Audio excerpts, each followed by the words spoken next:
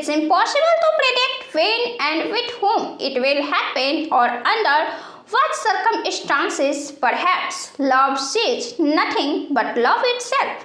Sharp-minded Rati was as interested in political as she was in romantic poetry. Jinnah was on the verge of reaching the pinnacle of Indian politics. Although he was only 40 at the time, the serene snow-capped peaks of Darjeeling and Rati's stunning beauty created such a sway that Rati and Jinnah fell in love. Once after dinner in Darjeeling, Jinnah asked Sir Dinshaw, "What are your thoughts on interfaith marriage?" Rati's father quickly replied, "It would help foster national unity." Even Jinnah himself couldn't have given a better answer to his question. He didn't mince words and told his Parsi friend Dinshaw that he wanted to marry his daughter. Sheila Reddy, who is writing a book on Muhammad Ali Jinnah, said that Jinnah's offer infuriated Dinshaw. He asked Jinnah to leave his house immediately. Jinnah argued the matter vehemently, but he could not convince Dinshaw. His formula for friendship between two religions had already failed the first test. After this, Dinshaw never spoke to him and also banned Rati from meeting Jinnah as long as she lived in his house. What's more, he even obtained a court order that Jinnah would not be able to meet Rati until she reached adulthood. Sir Dinshaw was dealing with a barrister who rarely lost a case. As stubborn as Dinshaw was, this couple, who had been separated for a long time, proved even more stubborn. Both of them waited patiently, silently, and intensely for Rati to turn 18. Professor Sharif Al-Mujahid, another biographer of Jinnah, said that on February 1998, when Rati turned 18, she left her father's house with an umbrella and a pair of clothes. Jinnah took Rati to the Jamia Masjid where she embraced Islam, and on April 19, 1980, Jinnah and Rati were married. Khwaja Raji Haider, who wrote a book on Rati Jinnah, said that Jinnah represented the Muslim community in the Imperial Legislative Council. If he had married under the Civil Marriage Act, he would likely have had to resign his seat. So they decided to marry in the Islamic way, and Rati agreed to it. The marriage contract stipulated a dowry of 1001 rupees, but Jinnah gifted Rati 125,000 rupees, a substantial sum in 1980. Jinnah's marriage to a woman 24 years younger than him was a significant shock to the conservative Indian society of the time. Jawaharlal Nehru's sister, Vijaya Lakshmi Pandit, wrote in her autobiography, "The Scope of Happiness." Mr. Jinnah's marriage to the daughter of Sir Dinshaw, a wealthy Parsi, sparked a movement throughout India. Rati and I were roughly the same age, but we had been raised differently. Jinnah was a renowned lawyer and a rising leader in India at that time. Rati liked these qualities, that's why she married Jinnah despite the opposition of the Parsi community and her father. Sarojini Naidu, known as the Nightingale of India, also mentioned Jinnah's marriage in a letter to Dr. Syed Mahmood, writing, "Jinnah finally plucked the blue rose of his desire. I think he has no idea of the great sacrifice the girl has made, but Jinnah deserved it.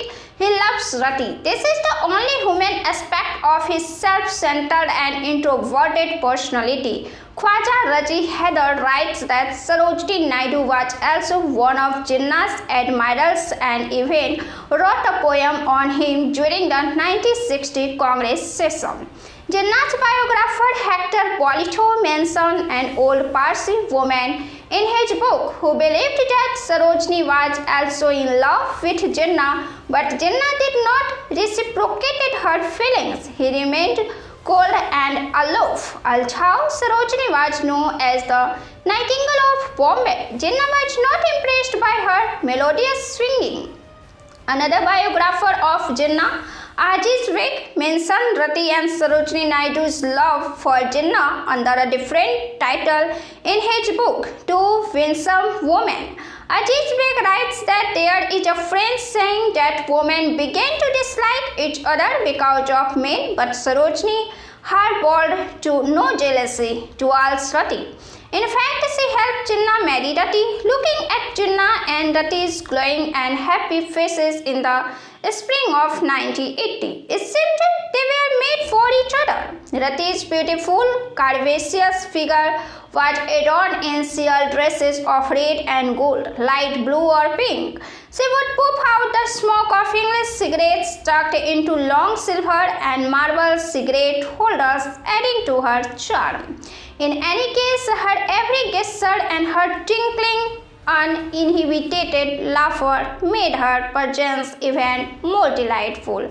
Khwaja Raji Haider writes that Raja Amir Ahmad Khan of Mohammedabad would have been 4.5 years old when Jinnah and Rati stayed at his father's Lucknow mansion during their honeymoon. Rati was wearing a white sari with a gold and black border, and she looked like an angel to him. Raja Amir Khan met her again in 1923 when Jinnah and Rati were staying at the Mendes Hotel in Delhi. At that time, he gave her 500 rupees to buy toys. Kanji Dwarka Das, a friend of Rati and Jinnah, also wrote in his book, "I could not take my eyes off her and would stare at her carriage until it disappeared from my sight." Professor Sharif Al-Mujahid tells an interesting story about Rati Jinnah. Once Bombay Governor Wellington invited the Jinnah couple to dinner. Rati attended the dinner wearing a low-cut dress.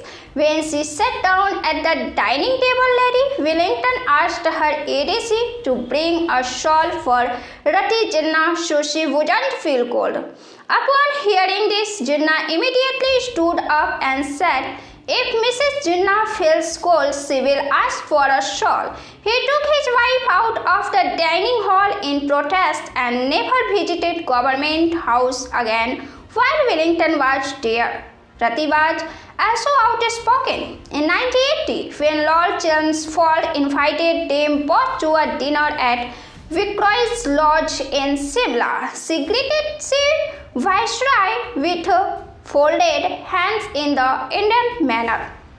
After the dinner, Chelmsford advised her that if she wanted to see her husband's political career flourish, she should do as a Roman does in Rome. Rati immediately replied, "Excellency, I did as you say. In India, I greeted you in the Indian manner." Khwaja Raji Haider recounts that on another occasion, Rati was seated next to Viceroy Lord Reading at a dinner. When the topic of Germany came up, Lord Reading said, "I want to go to Germany, but after the war, the Germans don't like us Britons anymore, so I can't go there." Rati immediately said, "Then what are you doing in India?" Gradually, Jinnah's busy schedule and the age difference between them created a distance between Jinnah and Rati. He had no time for the tantrums of his young wife and infant daughter. Jinnah's secretary M.C. Chagla writes that when Jinnah and I were discussing a legal matter, Rati would come overdressed and sit at Jinnah's table shaking her legs, waiting for Jinnah to finish the conversation and leave with her. Chagla recounts another fascinating incident in his autobiography, Roses in December, saying once Rati arrived at Bombay Town Hall in Jinnah's luxurious limousine. She got out with her tiffin and started climbing the stairs. She said, "Jay, that's how she calls Jinnah. Guess what I have bought you for lunch?" Jinnah replied, "I don't know what you have bought. I have brought your favorite ham sandwich. Jinnah exclaimed, "My God, what have you done? Are you trying to defeat me in the election? Don't you know I am contesting from a Muslim-dominated constituency? If my voters find out I am eating a ham sandwich for lunch, what hope will I have of winning?" Hearing this, Rati's face fell. She immediately picked up her tiffin and trudged back down the stair. Raji had her beliefs that there were political reasons for the separation between the two. By 1926, Jinnah no longer held the same position in Indian politics as he had in 1960. Rati also began to fall ill. Returning to India after an illness in France, Rati wrote to Jinnah from the ship SS Rajputana, "My dear, thank you for everything you have done for me. No man has ever loved me as much as I have loved you. Remember me as the flower you plucked, not as the flower you crushed." Rati Jinnah died on February 20, 1929 at the age of just 29. Muhammad Karim Chagla, Jinnah's secretary and later India's foreign minister, writes in his autobiography, "Roses in December, when, after Rati's body was buried, Jinnah, as the closest relatives, was asked to throw soil on the grave, wept profusely. This was the first and last time anyone saw Jinnah express his emotion publicly." Few people know that during his studies in London, Jinnah earned to play Shakespeare's character, Romeo. It was an irony of fate that a love story that began like a fairy tale ended like the tragedy of Jinnah's hero Shakespeare in his famous plays.